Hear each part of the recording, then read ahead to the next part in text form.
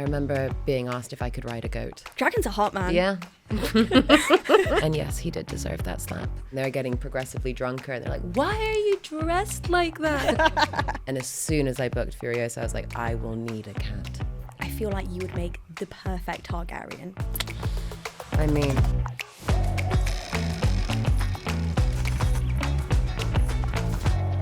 Welcome back to My Life in Movies. So this is my chat with the incredible, enigmatic Anya Taylor-Joy. I can't wait for you to watch this one. So we chat about nosebleeds on cue, because that's something that happened in Emma. All things witchy. Anya loves a witch. She loves a dragon. And why she's terrified of baboons. Honestly, I love this chat so much. She's hilarious. And what an insane career she's had so far. I can't wait to see what's next from her as well. On the menu today, a face card so lethal, she could split glass. I'm so lucky she's here. It's Anya Taylor-Joy. Hello, obsessed. Was that too much? I mean, I'll take it. Listen. Welcome to My Life in Movies. Thank you for having me. We're going to do a deep dive into your incredible career. Are you ready to get geeky? Yeah, always. Let's do it. There you are. Boom! A film that terrified Stephen King, The Witch. I'd forgotten about that. That was a good... We're Was that going a tweet? back. I can't remember, but like obsessed. I know that you scared him. Yeah. So this film is so symbolic. You've got the 7 members of the family, the 7 deadly sins. It's about how the accused can become what was never there as well. And I'd love to know what conversations you remember having on set. I'm so indebted to that movie because I feel like it gave me my entire personality as a performer, as a member of a film set. I was so lucky to work with Ralph Ineson and Kate Dickie and Rob, because they just gave me this understanding of like, you work really hard. Your job does not stop at actor. Whatever needs to be done, you do it for the good of the film. I remember having conversations about not having a lot of money and trying to figure out how we were going to shoot in the most intense heat wave in Canada whilst wearing all of that wool. Oh. Yeah, and if I could ride a goat. So originally Thomason was supposed to ride Black Phillip into the woods. I'm 5'8". I tried. I made it a couple of steps. We realized it would be better if she followed him. So yeah, I remember being asked if I could ride a goat. And I was like, I will give it a good go. You tried, and that's all that matters. I tried really hard. Yeah. I love how the voice of Satan is this whisper that feels so seductive in that film. It's like, yes, I would like a taste of butter. Mm-hmm. I do want to live deliciously. Mm-hmm. So clever. What's that like, the taste of butter? I know that you love a tarot card. I do. I'm too scared to have mine read. What? I'm too scared. Why? Do you get spooked out? No, because I feel like I'm just being reminded of something that I already know. To me, tarot isn't something that is intense in that way. You have an inner knowing. It just depends on whether you're listening to it or not. And I feel like tarots are its way of communicating with you. I trust you to read mine. Okay. We'll do it. Absolutely. We'll get it done. I'm down. 23 identities live in Kevin's body. Some of the best eye acting I've ever seen. Split. Thanks. James McAvoy. So good. Crazy good. What was going through your head witnessing him play these multiple characters right in front of you? That I was so grateful it was him, because originally it was supposed to be someone that's very known for being a method actor. And if I had been in Philadelphia with a method actor whose intention was to eat me, I think that would have been a different experience. And I was very grateful to have James, who I think also understood that he had 3 young women with him. And so every time after a take, he would just make it a little bit lighter and was very supportive and just a general great guy. The moment that James kisses you and says, you might be pregnant now, kills me. Oh my gosh, you're taking me down such a nice trip of memory lane. Yeah. You might be pregnant now. Am I a good kisser? How did you keep a straight face during that scene? I remember it being difficult. I also remember that scene where he starts climbing the walls. We'd been doing it for so long, and at one point James punched the wall and broke his hand. Like his hand just broke, and I was like, wow, okay, we're here. Oh, he's just so good. He's so good. I didn't think you'd bring it here. You Want to hold it? No, thanks. My favourite film of yours, Thoroughbreds. Thank you. I need a sequel. Thank you. Oh gosh, yeah. What would that be? Oh my God, what would it be? Oh God. I mean, Lily's probably president. Leave it there. As you should. I love this review. Never trust a horse girl. I mean, kind of correct. I don't know.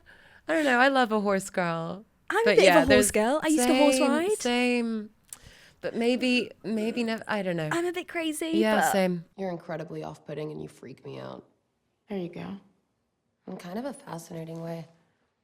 Like a YouTube video of a giant zit being popped. You likening Olivia Cook to a video of a giant zit is hilarious. Mm-hmm. What's one of your favourite insults that you've had to deliver on screen before? Probably an Emma one, like a Jane Austen one. Those were so fun. I think rather than an insult, it was the rant that Emma has to Mr. Knightley about why she's setting up Harriet with Mr. Oh my God, with Josh O'Connor. I'm trying to set up my Mia Goth with Josh O'Connor.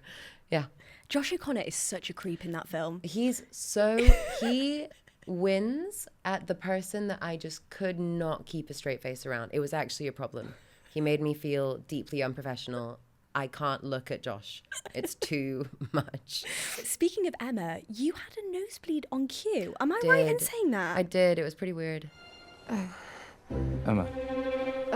Emma. How does that happen? I don't know. Are you a witch? I mean, yeah, duh. But yeah, that was one of those special moments. I'm really glad that it's captured on film. There was a moment where Awesome DeWild, our director, said, "Oh, cut." And I was like, "Are you kidding me? This is magical. You got to shoot it." So yeah, it's in the That's movie. insane. It's like the body knows. Yeah, I mean, it's also like a little bit crazy if you think about it. If you believe something so deeply that your nose bleeds on, like that says something. It's like my fear of it happening during an interview. So I'm not going to think about it Don't now. think about Otherwise, it will happen. No, thought and then away. it'll be very spooky. Thought away. It's so simple. But I love the way that you open the door in the carriage to Miranda Hart in Emma. You're so lovely. It's This is so nice. good. Is that just you? Yeah, of course. It's very interesting. You kind of, sometimes I describe acting as like controlled psychosis because you, at least I do, you have to really inhabit the person and really believe everything that they believe, and that does impact you in a way. So that does mean that you randomly get these little choices that are so wonderful, but then when the movie finishes, you're like, oh wow, I was just possessed for 6 months. That's crazy. On to Bishop 4, right? Yes. Just a small series, The Queen's Gambit. Mm-hmm. How did that show change your life? Because I imagine it must have been such a surreal thing for it to come out during the pandemic, and it's the most watched show in the world. I think the universe had my back on that one because I was shooting The Northman with my original film family, which is the Robert Eggers crew. Alexander Skarsgård. And I know, love him. Alex is the best. But we were outside all of the time. And so I was feeling very, very grounded. And my first understanding that the show was doing well was that people on set would come up to me and be like, I really love the show. And I remember thinking, oh, that's interesting. I've never had so many people tell me that. And I think I just kind of got it in little bits of like, oh, this is doing really well. Oh, a lot of people have seen it. And then it was when I landed in New York and I had all of my hair in a beanie and glasses and a face mask on, and people recognized me, and I was like, oh, okay, this is different. People have been watching me walk for 7 hours, and now they know. So yeah, it was wild. You do seem like such a grounded person, though. Anyway. Thanks. You really do. Thank you. I'd love to be skilled in something like chess. Do you have any hidden talents? I think most of my talents kind of come out on a screen in some way, shape, or form. You could do tarot card reading. That's I can. up there. This is true. I think more than like hidden talent, something that I find interesting is my short-term memory is really good in the sense of if you show me how to do something, I can do it and I can make you believe that I really know how to do that. And then it immediately goes away. Can't do it again. Like if you wait 5 days, I've forgotten it. I have made room for the next thing that I have to learn how to do, which is kind of weird. Another hidden talent for you. Speaking in Slavic. The Northman. Incredibly done. Olga of the Birch Forest. That was hard to say. How hard was speaking in Slavic? I don't ever tell myself that something is hard. I just tell myself that I have to do it. And then, yeah, you're right. I have a talent for speaking made up languages. I can remember that and make it feel like it's real. But yeah, I never like to tell myself that something is hard. This is why you're Anya Taylor-Joy. I think Lady Gaga actually once said, people can do hard things. Yes, people can do hard things. And also, like, it's been said, but whatever you think you can do or you can't do, you're right. Nosebleed on cue. Nosebleed on cue. Every drop in every state will be another dime for Uncle Jack. Yep. He's a very powerful, very impressive man. Another unknown series, Peaky Blinders. When you're a part of these huge shows, is your family just as invested as the rest of the world are? My family has never been more excited for anything I have ever done than Peaky Blinders. Peaky Blinders is huge in Argentina, like massive. But my memory of that show, which I love so much, is, you know, when you take the train to go up to, we would shoot in like Liverpool and Manchester, very little in Birmingham actually. There were never enough seats. So me and my castmates were usually just like sat on the floor next to the toilets, just like going up to work. So that's my memory of Peaky. And so much smoke in the rooms and fabulous outfits. Oh. Fabulous outfits. Great music. The bartender said I should get to know the handsome fella standing next to Cilla Black. You should. Last Night in Soho. What an insane film. What's been one of your most memorable nights in Soho? Oh gosh. Soho's a good time. Soho is a good time. I think shooting in Soho whilst my friends were out and about, like going out, was amazing. Because I'm obviously dressed and they're getting progressively drunker and they're like, why are you dressed like that? I'm like, shut the fuck up. I'm making a movie. It's ridiculous. But yeah, that was really fun and really crazy because we shot nights for like 2 months. So Wow. getting to see Soho nightlife for 2 months was an adventure. You saw it all. I saw it all. There's an interview with you and Matt Smith, and you say that you feel like you're heading on a train. And Matt says it's heading to the fucking Oscars. Matt! I know. He's a very sweet boy. The first conversation that we ever had, he won't mind me telling you this. The first conversation that we ever had was he was like, do you know your primal animal? I was like, what? Yes, I'm an octopus. Oh I said, my God. You're a what? He's like, yeah, I've done yours. You're a piranha. I was like, okay.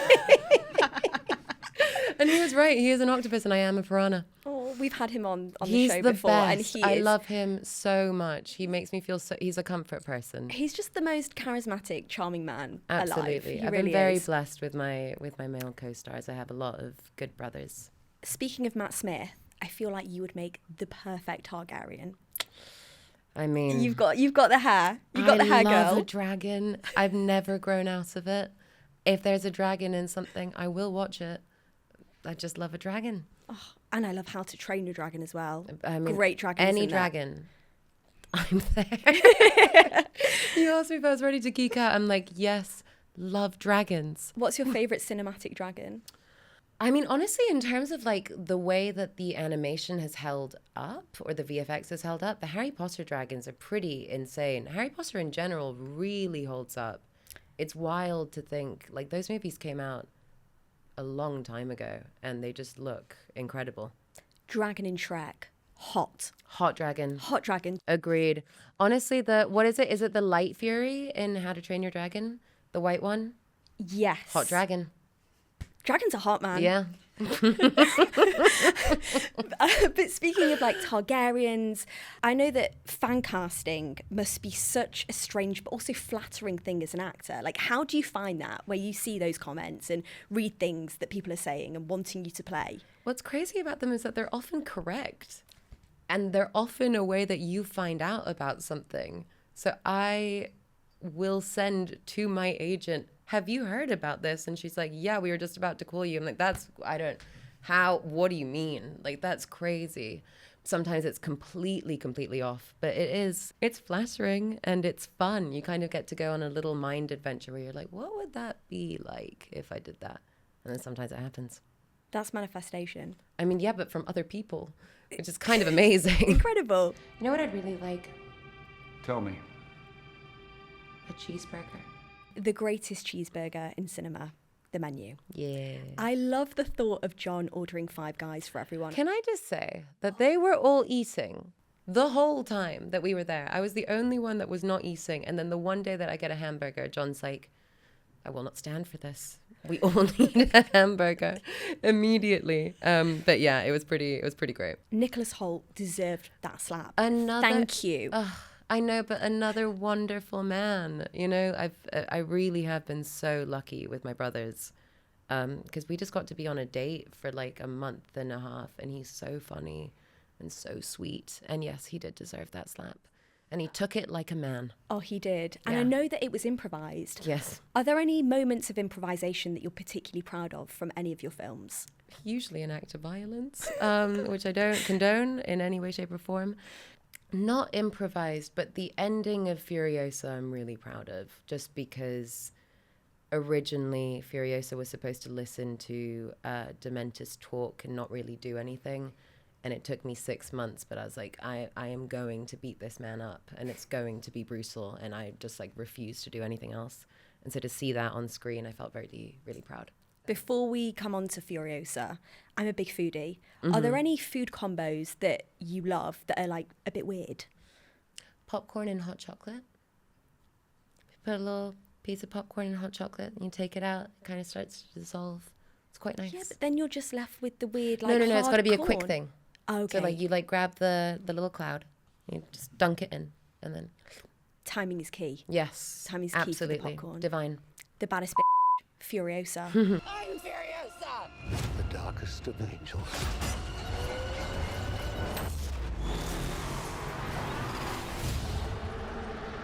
You're doing these insane stunts, and I know that you learned how to do a J-turn on your first day. Yeah. Please tell me you've got your driver's license now. Because it takes Anya. time. You need to be in one place for a significant period of time and like make friends with the driving instructor. I'm not if I'm in a place for 2 weeks, it's a miracle. So yeah, I still don't have it. But I've done so much driving on screen, so people do trust me to do it, just not to get on the highway. Furiosa should be named Furiosa because you adopted a cat. Kitty, Kitsune. Yes. I get very helpful visions ahead of a job that are like, okay, this is something that you should just, keep an eye on.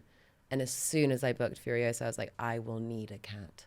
I will need something to love and to nourish, because I'm going to have an interesting time on this movie. And yeah, Kitty is everything. What type of cat mum are you? I sing him many songs.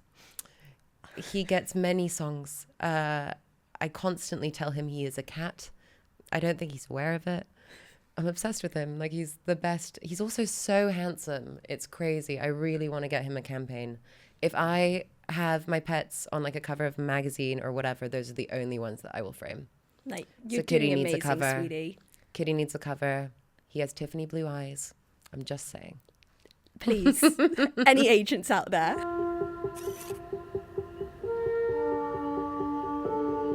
One of the most romantic films with a perfect dance scene, The Gorge. You are the final girl. Which of your films do you think you'd survive? Oh my God, in actuality? I think The Gorge would be okay. I believe that. I think Miles and I are a great team, that we could get it done. I remember seeing Fury Road and being so horrified by it. Like, I genuinely remember 2 things about seeing that film. 1, I stood up and clapped because I just thought it was so incredible. And 2, I thought that is my idea of hell. I don't think I want to go to the wasteland where nothing grows and love is punished. I'm good. You're good. I'm good. You're good. I came back. She's alive. I'm here. I've not had a life the past few days because I can't stop watching your new series, Lucky. You learn to play. You can make them dance. The music in this show is insane. Thank you. What was on your playlist for Lucky? So much. But I think the thing that I love about producing is it allows you to be a part of every conversation. And from the get-go, because Lucky's sort of consistently lying or in so many situations where she can't be completely honest, I knew that it was important to have a female-led rock soundtrack because it would give you an auditory cue of who this person was and make you feel like you were connected. And then when we had the possibility of having Fiona Apple do our title credits, so cool. She's the dream. She's the voice that I had in my head the whole time. So that was very exciting. Lucky is on the run. Yeah. She's on the run. She's doing all the running.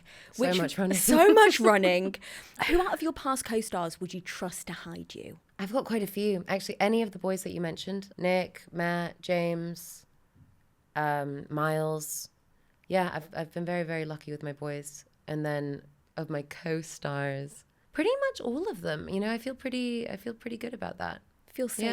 Yeah, I do. Safe with them. I feel safe. I That's feel good. seen. We make good teams, and yeah, I think they'd save me I love how it was you who said we need to get Drew Starkey on board in this show. immediately. What was it about Drew that made you go, we need him? I think I understood that in order for you to be able to buy into the stakes of the show, you had to have someone that with very little screen time, especially at the beginning, you immediately liked, immediately missed, and understood why this woman would go to these lengths to find. You had to have that kind of chemistry, and I think Drew has a beautiful blend of vulnerability and strength. And I just had a feeling, I was like, I think if you get the two of us together, this is gonna work. And yeah, I fought for Drew, and we got Drew, and it was fabulous. Honestly, magic together. Thank you. One of the lines that really stuck with me was, you're only in danger when you're not in control. This is why I have a phobia of pigeons. Because you don't Oh my God, say more. You don't know their next move. You're not in control. Here's my pitch for pigeons. We domesticated them. I know. They were how we got messages to our loved ones, important messages regarding wars, etc. And then we abandoned them to this hellish landscape where now we all hate them. That's up. I can't do it. I cross roads all the time. It's a problem. Imagine that they're just like sweet little spirits. You know, like it's just empathy. Imagine if you were that small and everyone hated you. Like you were in London. You were a London pigeon. That's hard. I'll tell you, I wouldn't be flying in their face. I wouldn't be flapping around like that. Is there anything that you've got a phobia of? Baboons. Any irrational baboons? Immediately and like to the point, I love all animals, all of them. I don't like baboons. Have you had an experience with a baboon?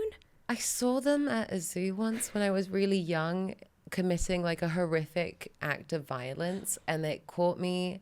Like the amount of dreams I've had since then, and just in general, monkeys are a little bit too close to humans. I like gorillas, but like a chimp or a baboon, I'm kind of good. I don't need that. You're not supposed to look them in the eyes, and I'm big on eye contact. It's too stressful. Lucky there are no baboons and no pigeons in this room right now. Thank goodness. Anya Taylor-Joy, what a treat. Such a pleasure. What a journey. What a journey. We've really been through it all. Thank you so much. Thank you and for I can't having wait me. to finish Lucky. Be It's kind to the fantastic. pigeons. I'll try. Okay. I'll try. I'll think of you.